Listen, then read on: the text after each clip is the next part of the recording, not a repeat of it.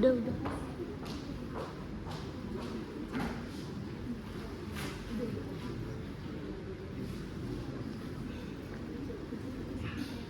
Setelah bisa jatuh dengan begitu mudah, Florence kini terbuka lebar.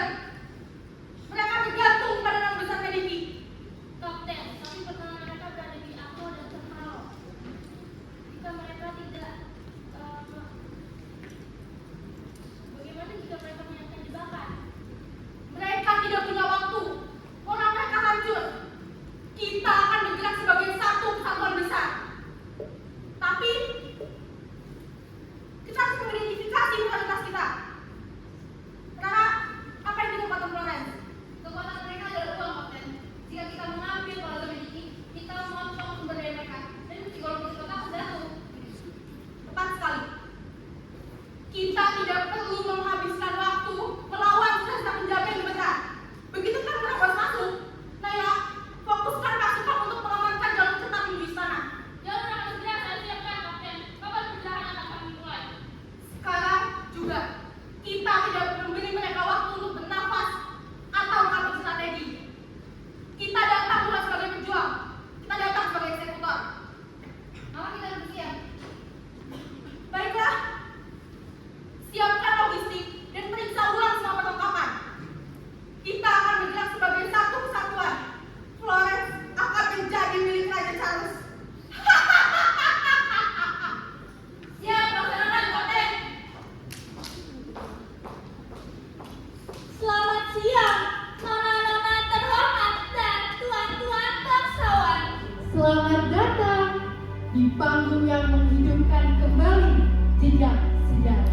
Mari kita buka kembali cerita yang lama terdiam Terlupakan oleh generasi. dan terungkap kembali di panggung ini. The Bridge, Machiavelli's Last Gift for Florence.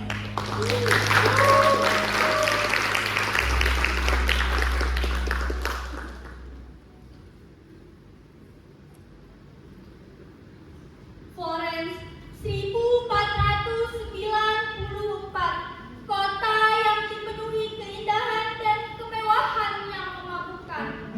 Kota para jenius, juga kota para pendosa. Di bawah naungan keluarga Medici, Florence mekar begitu indah. Wangi-wangi parfum mewah digunakan, lukisan-lukisan terbaik diciptakan, uang-uang emas diperdagangkan. Ini adalah zaman keemasan, sebuah puncak peradaban yang menyilaukan mata, di mana peradaban manusia terasa begitu maju, begitu tinggi, dan begitu tak tersentuh. Sutra sudah dari timur, sudah dari timur yang jauh, hanya untuk nona dan nenek yang paling cantik. Warna berkualitas tinggi, warna-warna paling murni. Kertas velum kualitas terbaik, tinta yang 18.000 tahun. Silakan, tuan dan nyonya seniman, silakan dilihat. Parfum masih mawar. Berikutnya, parfum ini tidak akan membuat tangan Anda berkeringat. Hai pedagang, sutra ini terlihat indah, tapi harganya terlalu mahal untukku. Apakah kamu tidak punya lebih sederhana dari ini? Sederhana? Nona, di Florence sederhana adalah suatu penghinaan. Kamu pegang kain ini saja, sudah bisa meraihkan status sosial kamu. Tapi sekarang aku nona akan menyesal selamanya. Dan berdagang, apa warna ultramarion ini asli dari lapis lazuli? Saya ini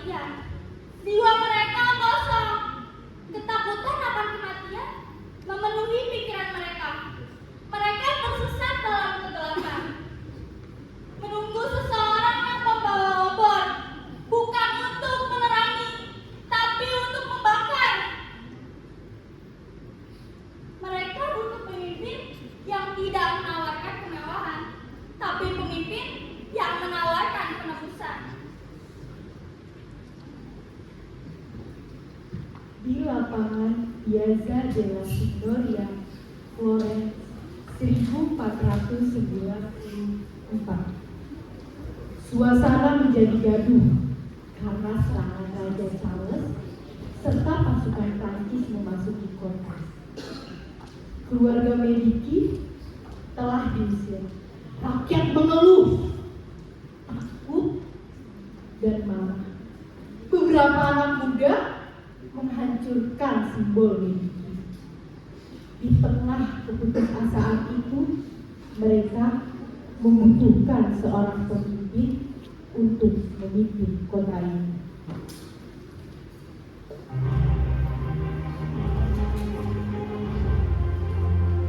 Kota ini kacau. Kita kehilangan arah dan juga harapan. Kita butuh seorang pemimpin.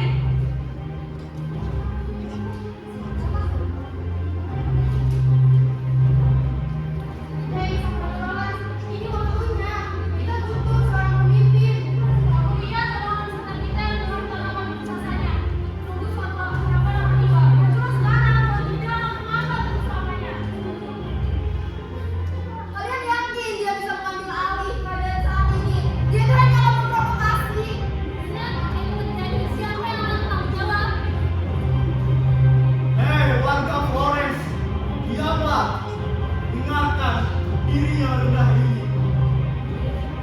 Kemewahan kalian telah menghancurkan diri kalian sendiri. Celakalah kau Florence, celakalah. Kalian telah memuja sang iblis, juga meninggalkan peluk kasih Tuhan. Lihatlah, lihatlah semua kehancuran yang telah kalian perbuat. Tuhan, apa yang harus kita lakukan, Tuhan? Apa yang harus kami lakukan sekarang? Tolong, ajari kami, Tuhan. Tolong bimbinglah kami. Maka dengarkanlah diri yang rendah ini. Mulai hari ini saya nyatakan Florence akan kembali menjadi kota Allah, bukan lagi menjadi kota seni. Tidak ada lagi judi, tidak ada lagi barang mewah, tidak ada lagi lukisan yang membakar hawa nafsu. Semua itu harus terbakar dalam api pembersihan. Bebaskan diri kalian untuk Tuhan, untuk Florence yang baru. Untuk Tuhan, untuk Florence yang baru.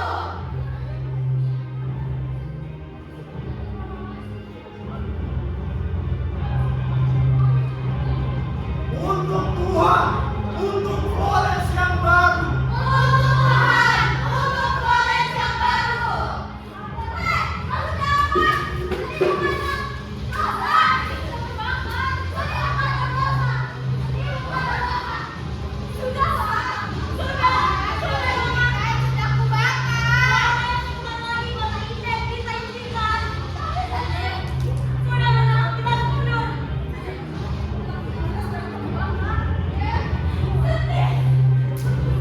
Khotbah yang membakar semangat rakyat Florence itu menggema ke seluruh semenanjung Italia.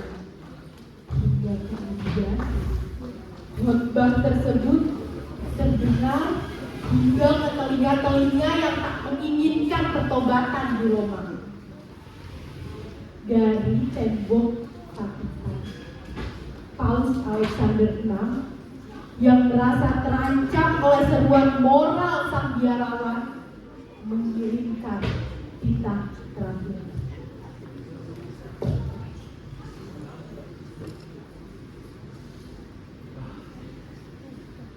Seorang biarawan kecil yang berteriak di pasar. Mereka berdiam berteriak tentang korupsi dan neraka.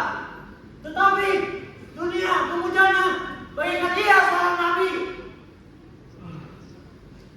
Oh, saudara, kemewahan. Tahu apa yang tentang beban kata Petrus?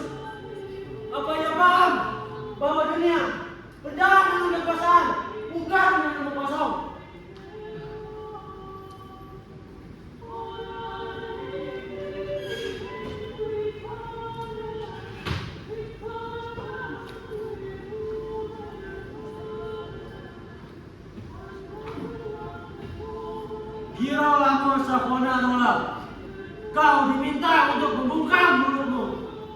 Hentikan semua khotbahmu yang menghina otoritas gereja. Tunduklah pada perintah Roma, atau kau akan diusir dari rahmat Tuhan melalui ekskomunikasi.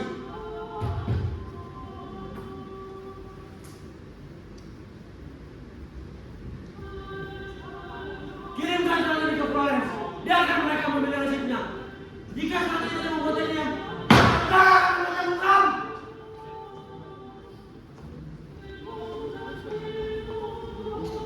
Setelah pengiriman surat dari Paus Alexander XI, sebuah surat peringatan tiba di Florence, menuntut Savonarola untuk membungkam mulutnya, berhenti berkhotbah, dan tunduk pada otoritas gereja atau menghadapi kutukan, ekskomunikasi, dan hukuman oleh pemerintahan setempat. Apa itu? Surat. Hah, surat. Surat ini tidak akan membantu aku, karena aku tahu persis apa yang telah aku perjuangkan. Florence akan berbebas dari bayang-bayang tiran dan akan menjadi kota yang sejahtera. Jika aku akan dihukum karena terus berbicara, maka aku siap menerimanya. Lebih baik aku mati dalam membela kebenaran daripada hidup dalam kebohongan. Savonarola mengabaikan surat itu dan tetap berpendirian teguh untuk terus menyuarakan pemikirannya. Sekalipun dengan segala ancaman yang dihadapi. Namun, keberanian itu justru harus dibayar mahal olehnya. Penolakannya menjadi lonceng kematiannya sendiri. Gereja dan negara bersekongkol, dan rakyat yang dulu memujanya kini berbalik arah karena ketakutan. Piazza della Signoria, 23 Mei 1490. Pagi yang suram. Tiang pancang didirikan di tengah alun-alun yang padanya diikatkan Savonarola di tiang tersebut. Rakyat berkumpul, sebagian menangis, sebagian bersorak. Savonarola diikat di tiang menunggu akhir hayatnya.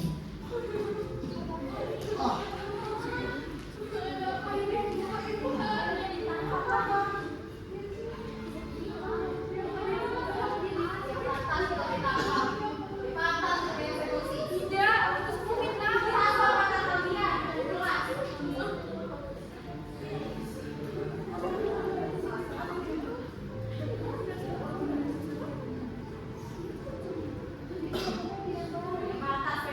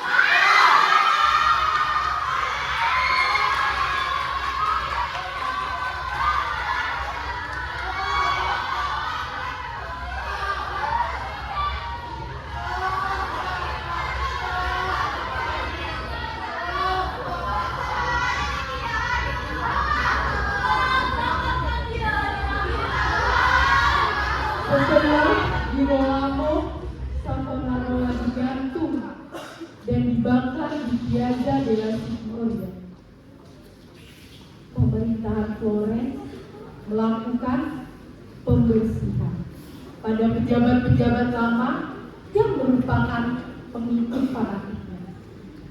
Sebulan kemudian, setelah pembersihan, muncullah nama Machiavelli, seorang diplomat muda yang datang memenuhi panggilan Dewan Signori.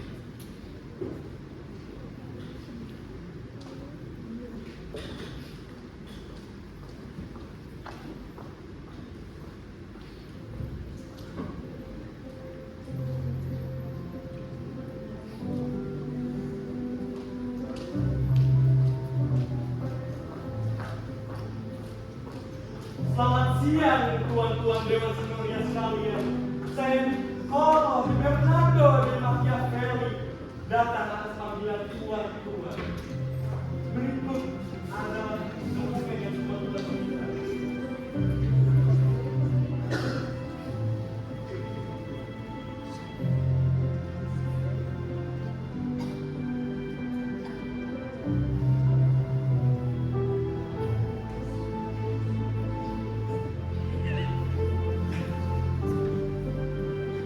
Niccolo di Bernardo de Machiavelli, Dewan Agung telah berunding. Mulai hari ini, Juni 1498, kau resmi diangkat sebagai kepala kanselir kedua Republik Florence. Dan tugasmu mencakup seluruh surat-menyurat dengan wilayah kekuasaan Florence, termasuk urusan administratif dan laporan internal. Kau akan bekerja langsung di bawah pengawasan Dewan. Dan untuk urusan luar negeri, kau kami tugaskan untuk bertemu dengan Cesare Borgia, Duke of Valentino. Florence butuh penjelasan sikap terhadapnya dan kau yang harus menjawabnya. Dan terakhir, demi Tuhan jangan berkhotbah. Kerjakan tugasmu, itu saja. Terima kasih, tuan-tuan Dewan sekalian. Saya terima jabatan saya sebagai kanselir kedua di Florence, dan saya terima tugas untuk menyampaikan salam persahabatan kepada Cesare Borgia, Tuan Duke Valentino. Dan terakhir, kesetiaan saya adalah kepada Republik Florence, Tuan, dan juga kepada Tuhan saya. Maka dari itu, saya sangat izinkan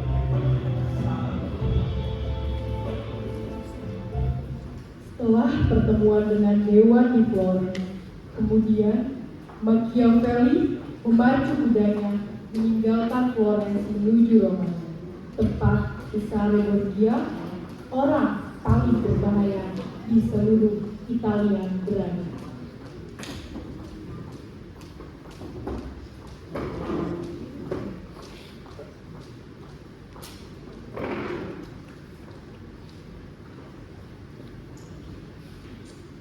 Salam Tuan Duke Valentino. Saya Niccolo di Bernardo de Machiavelli datang sebagai utusan Republik Florence untuk menyampaikan salam persahabatan kepada Tuan. Persahabatan? Florence tidak melakukan persahabatan, Tuan utusan. Florence hanya punya ketakutan. Kalian takut pada petugas? Kami menghormati kekuatan Anda, Tuan Duke Valentino. Haha, duduklah, Niccolo. Terima kasih, Tuan Duke Valentino. Aku suka caramu mengamati ruangan. Matamu mencatat segalanya, seperti mata luar. Kau tahu, sebelum berbicara mengenai memproporsikan aku ingin kita sebuah cara tentang bagaimana cara menghadapi musuh yang pernah berkhianat.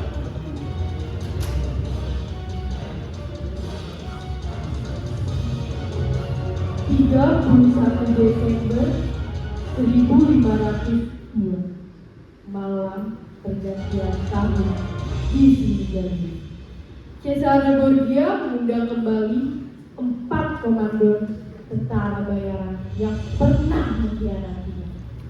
Mereka adalah Vitello Vitelli, Oliverotto Inferno, Paolo Orsini, dan Francesco Orsini.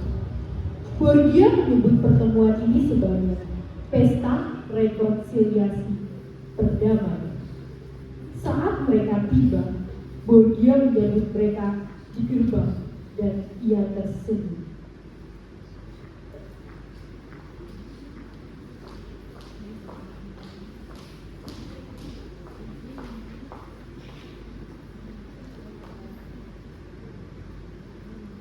Silakan kalian masuk.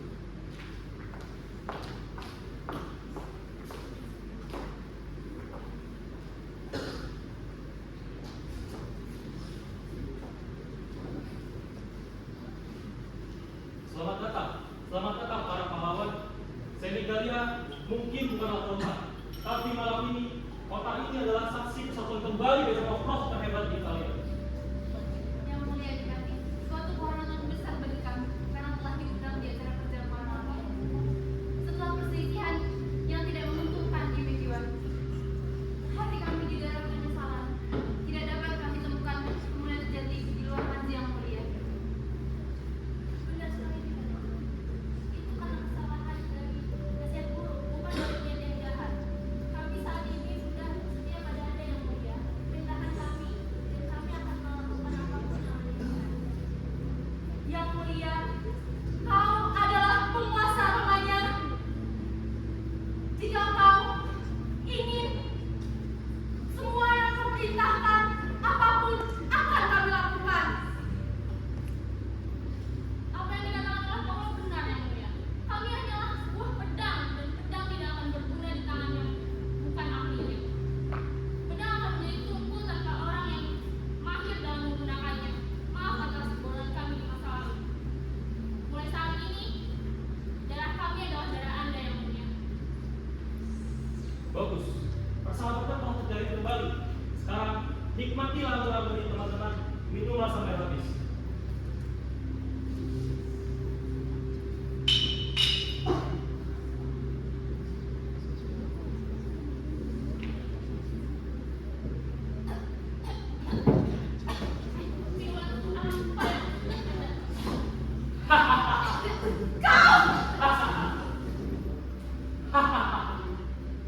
Tidak ada darah yang tumpah kelak. Bersih. Dalam satu malam, Borgia tidak mengalahkan musuhnya di medan perang. Dia memadamkan nyawa mereka di ruang tamu yang sempit. Mengapa Tuhan membunuh mereka begitu saja? Bukankah mereka lebih baik menjadi sekutu Tuhan kembali dan membuat Tuhan menjadi lebih kuat? Ingatkan itu, jika kau harus melukai seseorang, maka lakukanlah dengan begitu parah, sehingga kau tak perlu takut akan balas dendamnya. Sekarang, pulanglah ke Padua di Flores. Katakan pada mereka, Cesare Borgia tidak butuh persahabatan. Baiklah, Tuan Valentino. Akan saya sampaikan pesan Anda kepada Tuan Dewan Signoria. Maka izinkan saya pergi keluar. Salam. Setelah pertemuan tersebut, Machiavelli kemudian bertugas kembali untuk menyampaikan pesan Cesare Borgia kepada para rakyat.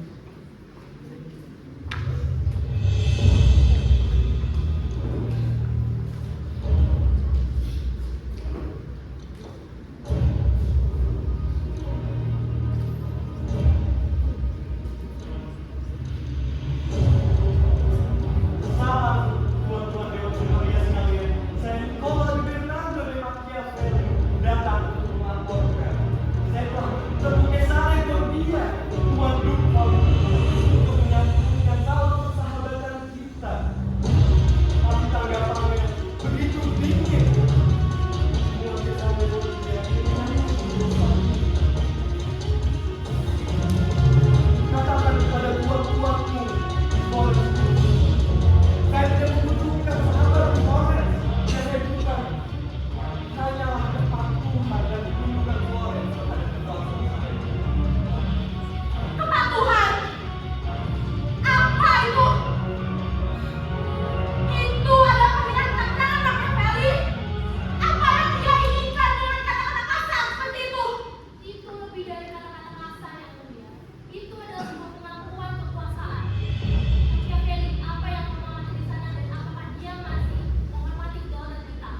Sama sekali tidak, teman-teman sekalian. Tuan Gesarebon dia sama sekali tidak menghormati kita. Dia tidak menerima persahabatan kita. Yang dia inginkan hanyalah kita tunduk di bawah kekuasaannya. Jadi kita tidak punya pilihan lain selain tunduk apa yang dia inginkan. Demi menghindari invasi. Saya hanya menyampaikan pesan yang disampaikan kepada saya oleh Tuan Gilford. Namun, jika tuan-tuan berkenan, saya ingin menunjukkan pemikiran saya mengenai pesan-pesan tersebut. Tuan Gesarebon dia ingin kita memilih apakah kita akan melawan dengan menjadi musuh Tuan Gesarebon dia, atau kita menjadi bahwa akan patuh dalam kekuasaannya.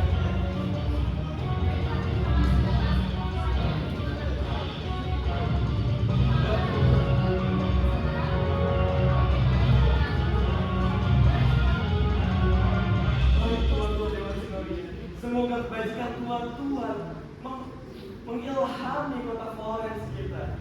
Maka dari itu, saya salam permisi Tuhan. Salam tuan-tuan.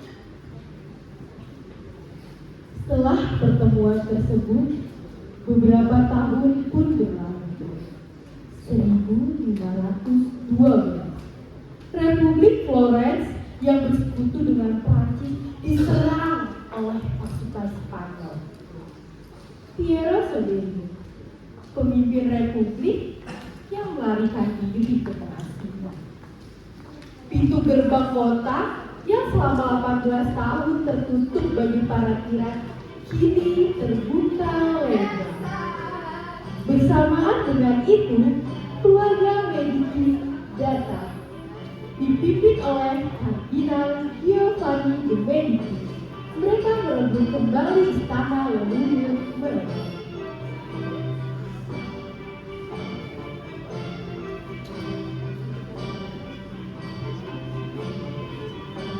Nikmatilah kesalahan.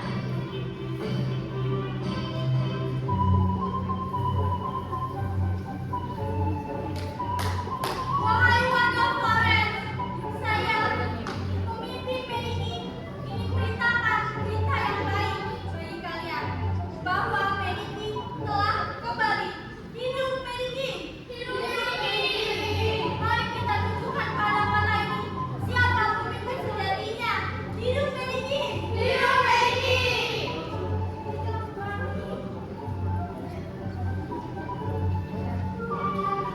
Hormat saya Nyonya Besar de Medici. Saya berbahagia atas kemenangan ini. Pada Medici pantas mendapatkan hal ini. Itu saja. Tapi Nyonya, jangan terlena dengan kemenangan ini. Ada satu orang yang tidak pernah setuju Nyonya berdiri di sini. Siapa yang kau maksud? Niccolo Machiavelli, Nyonya. Sang pengkhianat itu. Machiavelli. Tentu saja malam ini belum sempurna tanpa ada persembahan. Terima kasih, kau boleh pergi.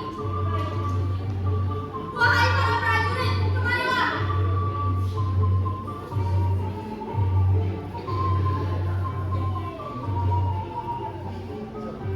Saya punya tugas yang menyenangkan untuk kalian berdua.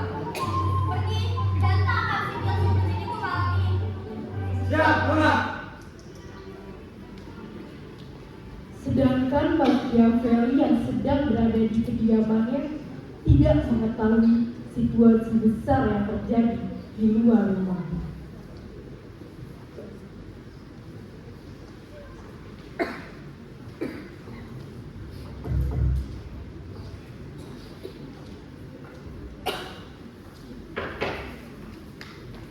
Ada apa ini tuan-tuan prajurit sekalian?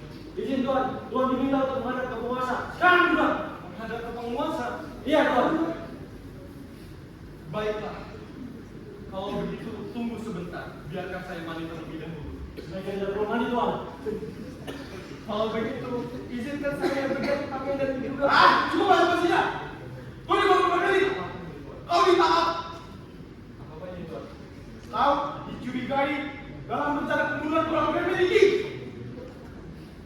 Tuan, apa ini tuan? Saya tidak akan membunuh keluarga Medici Tuan.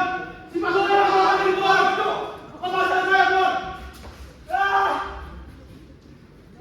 Kemudian Para prajurit tersebut dengan paksa membawa Machiavelli kebingungan itu ke dalam ruang interogasi di istana Medici.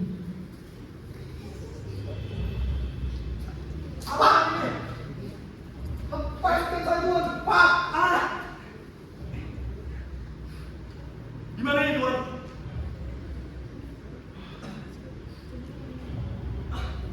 Apa maksudnya ini Tuan? Serahkan saya Tuan Machiavelli. Akui, kau ingin membunuh warga Medici? Maka kau akan dibebaskan. Kesetiaan saya hanyalah kepada Republik Tuan. Tidak mungkin saya Wah, berkhianat. banyak ngomong!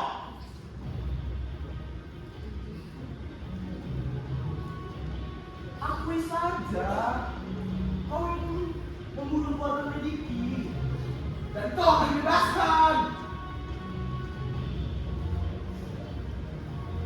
Demi saya tidak pernah berkhianat Tuan. Berencana saya tidak pernah. Apa?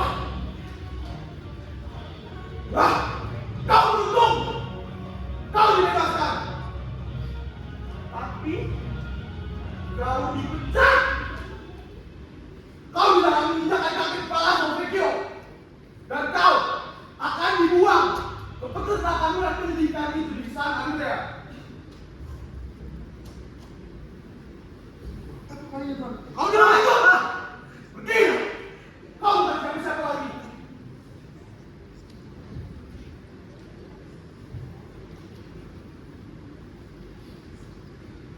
Waktu terus berjalan. Sudah beberapa bulan berlalu semenjak Machiavelli dibebaskan dari penjara. Kini, Machiavelli yang dahulu berurusan dengan pemerintahan di pusat kota Florence, kini hidup terkecil di sebuah desa di wilayah San Andrea, menjalani kehidupan hidup yang membosankan. Kemudian, di suatu kedai kumuh di desa tempat Machiavelli tinggal.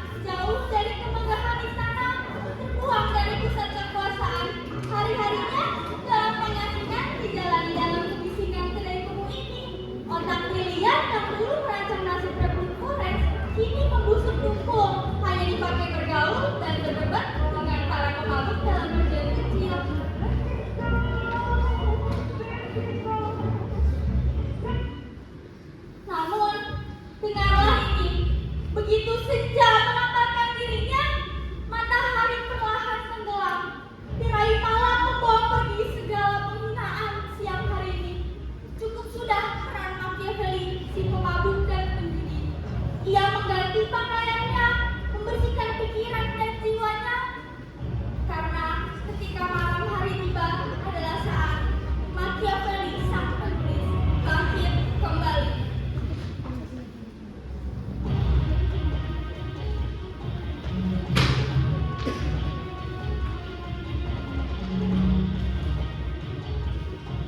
Kepada Lorenzo de Medici, biasanya orang-orang datang membawa hadiah berupa uang, kuda, ataupun kain sutra. Tapi aku, Machiavelli, tidak memiliki itu semua. Aku hidup dalam kemiskinan penghasilan ini.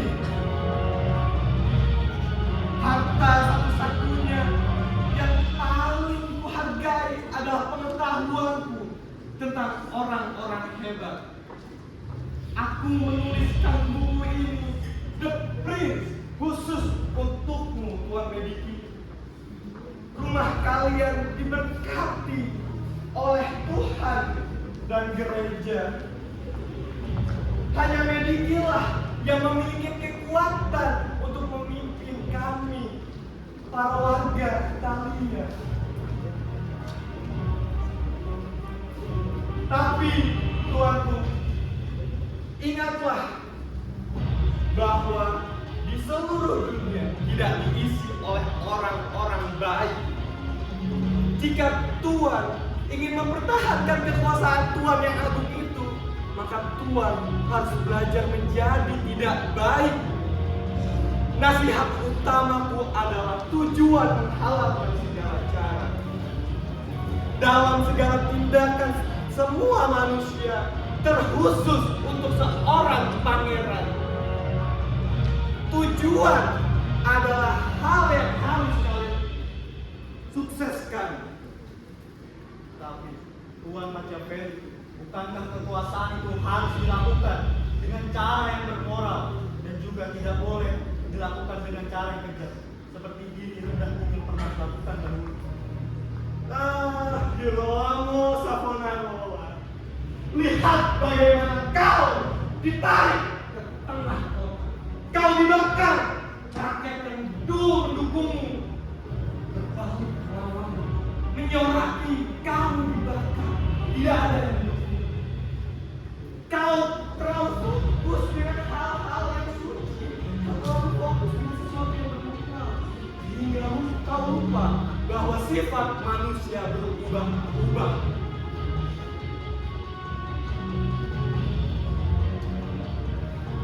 Lalu, jika jalanku salah dahulu, lantas jalan apa yang aku lalui, Tuan Machiavelli?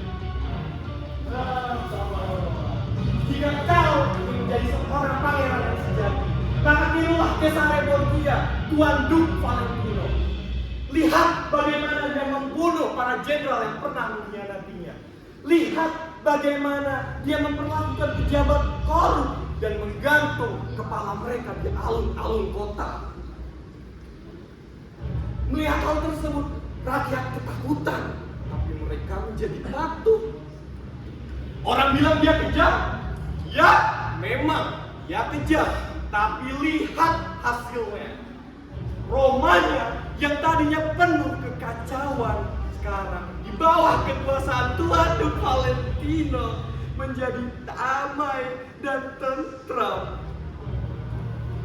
Kekejaman Cesare Borgia yang terukun itu jauh lebih baik daripada kebaikan Savonarola yang membuat dirinya terbakar.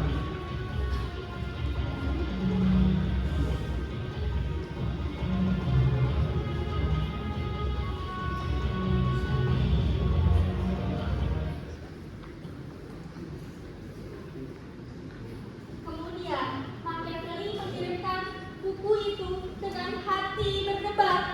Dia menunggu, dan terus menunggu. Dia membayangkan utusan istana akan datang mengetuk pintunya, membawanya kembali ke Florence dengan sambutan hangat. Tapi jawaban itu tidak pernah datang. Buku itu, karya sang jenius itu, hanya berakhir sebagai tumpukan kertas di meja Lorenzo. Kalah menarik dibandingkan hadiah pasangan si pemburu.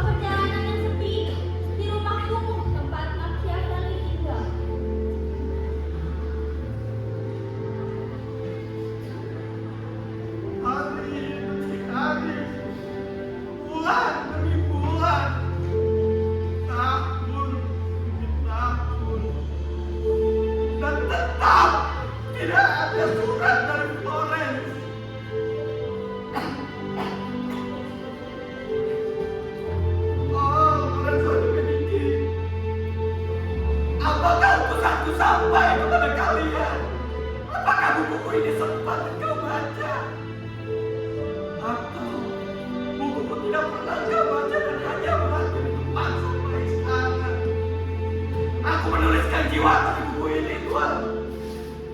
Agar Tuhan bisa menyelamatkan Florence dan menyatukan Italia.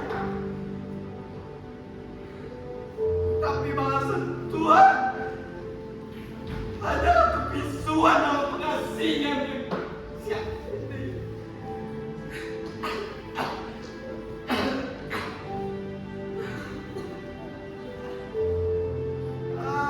Florence, aku begitu mencintaimu, Florence. Tapi lihat bagaimana engkau memperlakukanku. Engkau meninggalkanku, Florence, sendirian di pengasihan.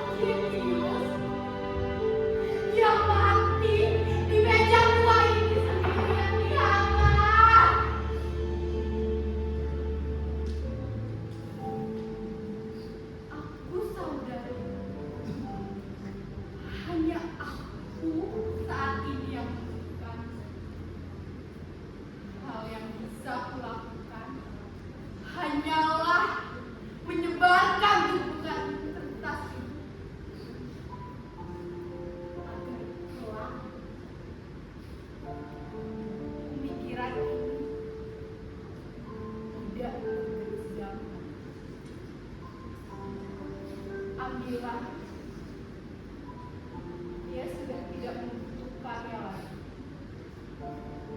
Sebarkanlah.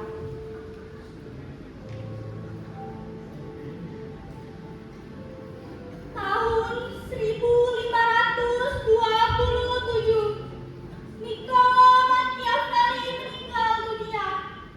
Tidak ada ucapan kenegaraan, tidak ada penghormatan dari sang pangeran. Dia mati miskin, sakit, dan penuh kecewa. Dia menutup mata dengan keyakinan bahwa karyanya telah gagal total, bahwa dia akan dilupakan dan ditelan sejarah. Tapi sejarah punya selera humor. 5 tahun setelah kematiannya, buku ini diterbitkan, dan seketika dunia terguncang. Gereja Katolik murka. Mereka memasukkan buku ini ke dalam daftar buku terlarang. Mereka menyebut Machiavelli sebagai manifestasi iblis. Tapi larangan itu justru membuat setiap orang penasaran. Di balik pintu tertutup, di bawah nyala lilin rahasia, para raja, ratu, jenderal membaca buku ini diam-diam.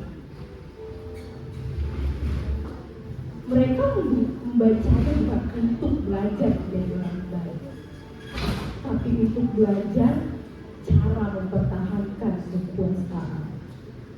Mereka mengambil ajaran Machiavelli untuk membenarkan kekejaman mereka.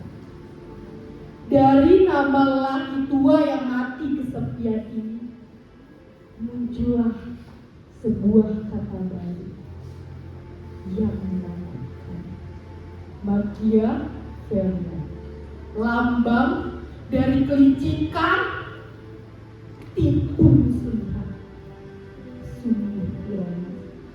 Dia ingin mengajarkan cinta pada negara, tapi dunia malah belajar mencintai kekuasaan. Dia menulis kejujuran yang pahit tentang manusia, tapi dunia menuduhnya mengajarkan kejahatan. Niccolo Machiavelli mungkin sudah mati, tapi bukunya Sang Pangeran akan hidup selamanya.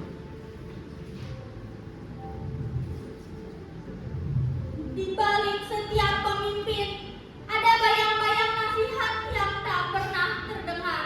Di balik setiap kekuasaan ada luka yang tak pernah disembuhkan. Maka biarlah kisah ini menjadi pengingat Bahwa manusia sekuat apapun ia tampak, tetaplah rapuh pada ambisinya.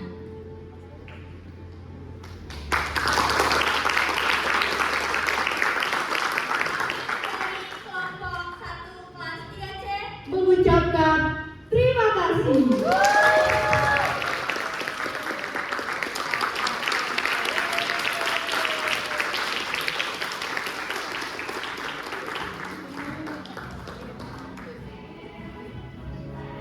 Halo semua, kami dari kelompok 13C memerankan Kevin Turkonil Hakim, Maulana Hafiz Hibatullah,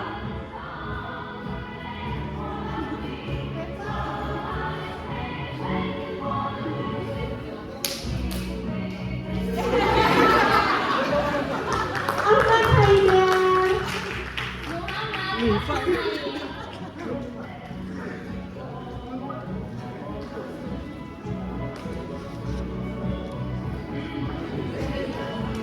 Dira Marenda, Salma Zakia Rahman,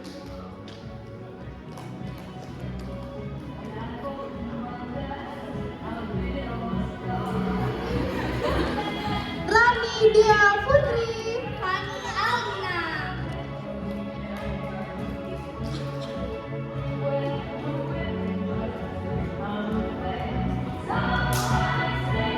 Octavia Ines, Jessica Alia Zahra,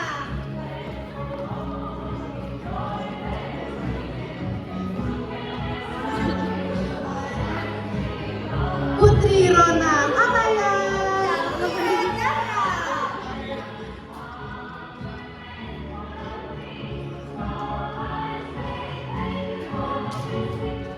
Nisrina Azara, Nurul Mauna,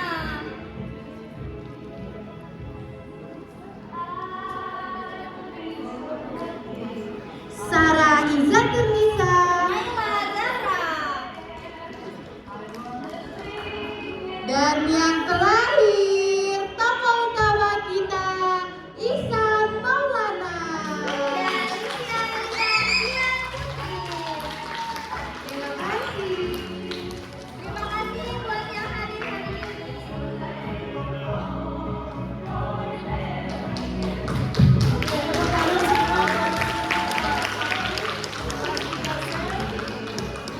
Luar biasa, saya sangat amat mengapresiasi kerja keras kalian.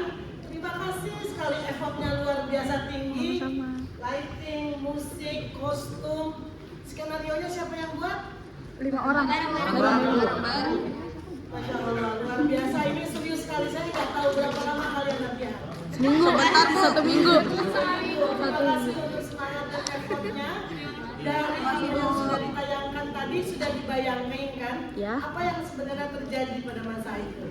Apa yang ada dalam pikiran Machiavelli, apa yang terjadi di Florence, apa yang terjadi, kegoncangan apa yang terjadi di Italia dan ini menggambarkan Eropa pada saat itu.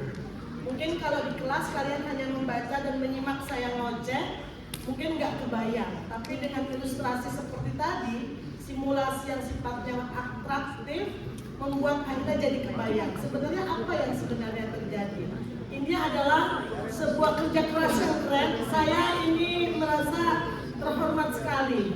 Kenapa? Karena anak-anak saya sangat amat bersemangat, memiliki effort yang tinggi dan merespons penugasan ini dengan sangat amat serius.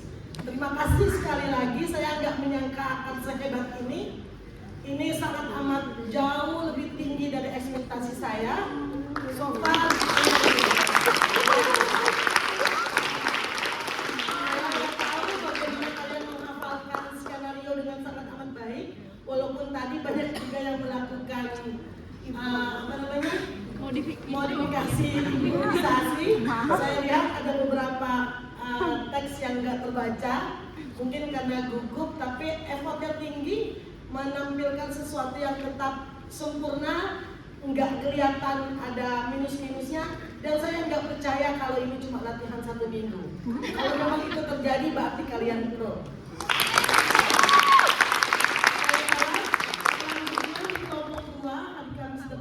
Akan menampilkan yang baik juga, mungkin bisa lebih baik dari yang sekarang. Saya yakin. Judulnya apa? Montesquieu, dengan effort yang pasti juga tinggi, skenario yang pasti sudah disusun dengan sangat amat baik. Selamat istirahat para pemain. Terima kasih buat para penonton. Nanti kita belajar lagi untuk UAS.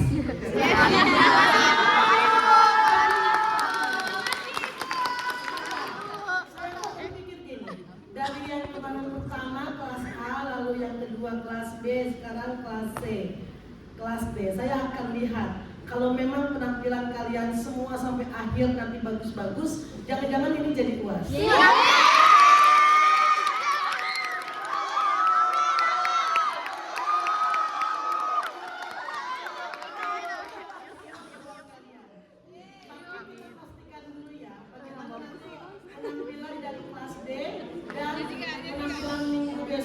Kelompok 2 dari kelas A. Salam dari teman-teman dosen. Mereka mengatakan, wah boleh juga tuh.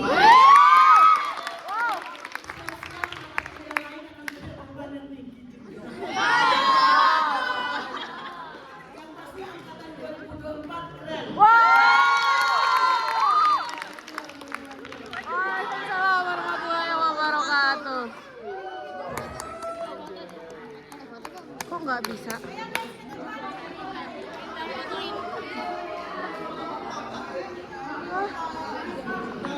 Kevin, tolongin dong. Gini pak. HP gue nggak bisa dipencet. Gokil guys. Nggak bisa dipencet. Woi, Abed. Enggak, Hasan.